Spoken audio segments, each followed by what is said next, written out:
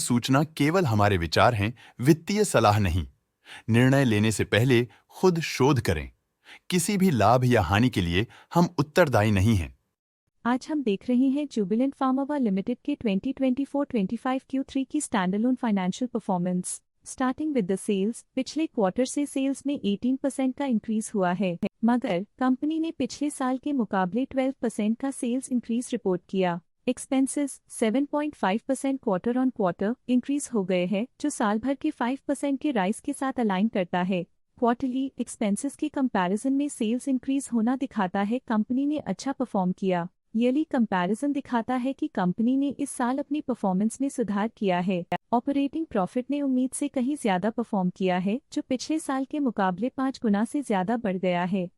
Quarter on quarter around लगभग 3 गुना increase हुआ है। Operating profit margin OPM annual basis पे 6% से इंक्रीज हुआ है और पिछले क्वार्टर के कंपैरिजन में 9% से इंक्रीज हुआ है। एक्सेप्शनल आइटम्स को ऐड करके अदर इनकम पिछले क्वार्टर के कंपैरिजन में -58% गिर गई, बावजूद इसकी ईयरली डिक्लाइन -3% हुई है। इंटरेस्ट एक्सपेंसेस पिछले क्वार्टर से -5% डाउन हुआ, लेकिन ईयर ओवर ईयर डिक्रीज -11% हुआ है। डिप्रिशिएशन कॉस्ट में 0% का क्लाइम देखने को मिला और ईयरली बेसिस पे 8% का इंक्रीज देखा गया। प्रॉफिट बिफोर टैक्स एनुअली लगभग 5 गुना बढ़ा, लेकिन प्रीसीडिंग क्वार्टर से -47.5% डिक्रीज हुआ है। इस साल कंपनी ने -4.5% टैक्स पे किया और क्वार्टरली कंपनी ने 39% टैक्स पे किया है। नेट प्रॉफिट ने ईयर ऑन ईयर लगभग 3 गुना का इंक्रीज दिखाया, लेकिन लास्ट क्वार्टर से -49.5% का कंट्रैक्शन हुआ है। इस क्वार्टर के दौरान कंपनी का परफॉर्मेंस इतना अच्छा नहीं रहा।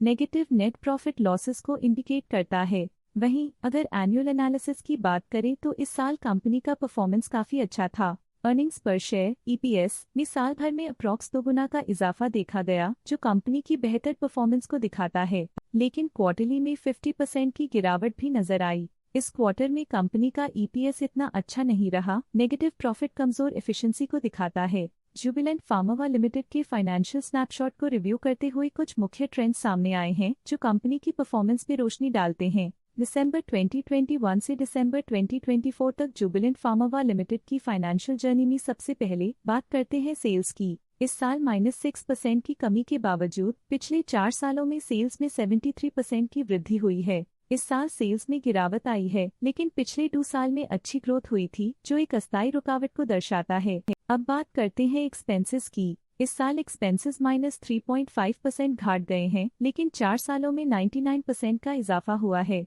इस साल हालांकि एक्सपेंसेस सेल्स से थोड़ा ज्यादा बढ़े हैं, मगर ग्रोथ रेट्स का करीब होना स्टेडी ऑपरेशनल कॉस्ट को दर्शाता है। चैलेंजेस से गुजरते हुए ऑपरेटिंग प्रॉफिट ने इस साल -287% की डाउनटर्न देखी, जो एक ट्रेंड को कंटिन्यू करता है। पिछले 4 सालों में -124% की डिक्लाइन के साथ इस साल नेट प्रॉफिट में लगभग 2 गुना की वृद्धि के साथ पिछले 4 सालों में -67.5% की गिरावट हुई है। लगातार 2 सालों तक प्रॉफिट में कमी के बाद इस साल नेट प्रॉफिट में हुए इजाफ ने एक टर्नअराउंड का संकेत दिया है, जो स्ट्रेटेजिक रीअलाइनमेंट्स का असर हो सकता है। इस साल EPS में लगभग 2 गुना की वृद्धि हुई, हालांकि पिछले 4 सालों में -67% की गिरावट देखी गई है। लगातार 2 साल की गिरावट के बाद इस साल EPS में वृद्धि प्रॉफिटेबिलिटी में रिकवरी के शुरुआती साइंस देती है। चलिए अब बात करते हैं शेयर होल्डिंग पैटर्न की। जुबिलेंट फार्मावा की शेयर होल्डिंग रिपोर्ट्स कुछ इस प्रकार की हैं, जो दिसंबर 2024 के 31 तक चलता है। ये रिपोर्ट कंपनी के शेयर्स की डिटेल्ड जानकारी देता है, जिसमें promoters, promoter groups, foreign investors, public investors और सरकारी एंटिटीज शामिल हैं। पब्लिक हेल्थ शेयर्स का परसेंटेज 2024 के सितंबर में 25.17% से 2024 के दिसंबर में 24.83% तक डिक्रीज हो गया। इस डिक्रीज से साफ है कि इस टाइम पीरियड में कंपनी में पब्लिक का हिस्सा डिक्रीज हुआ है। जब कंपनी के शेयर्स का अधिकतम हिस्सा प्रमोटर्स, FII, DII या गवर्नमेंट के पास होता है, तब ये माना जाता है कि कंपनी मजबूत हाथों में है, जो स्थिरता और मजबूत समर्थन को दर्शाता है और इस मार्केट की स्थिरता बनी रहती है। DII डोमेस्टिक इंस्टीट्यूशनल इन्वेस्टर्स ने अपना शेयर होल्डिंग सितंबर 2024 में 5.66% से दिसंबर 2024 में 6.98% तक इंक्रीज किया। ये बताता है कि डोमेस्टिक इंस्टीट्यूशंस ने कंपनी में अपना इंटरेस्ट 1.32% तक इंक्रीज किया है।